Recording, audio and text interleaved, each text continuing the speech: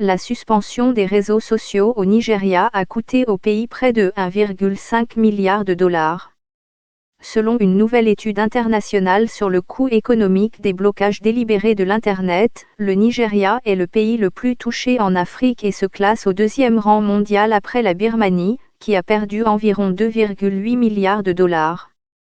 L'Éthiopie est le deuxième pays le plus touché en Afrique, ayant perdu 164,5 millions de dollars, suivi du Soudan, 151,6 millions de dollars, et de l'Ouganda, 109,7 millions de dollars.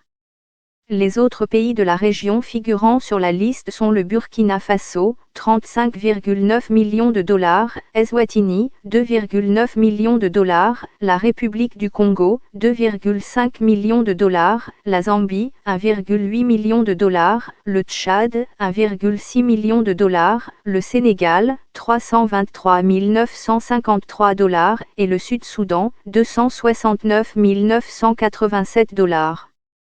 Ces interruptions de connexion intentionnelles ont entraîné une perte économique mondiale de 5,45 milliards de dollars. Plus de la moitié de ces coupures d'Internet s'inscrivent dans le cadre des efforts déployés par les gouvernements pour gérer les manifestations et les élections.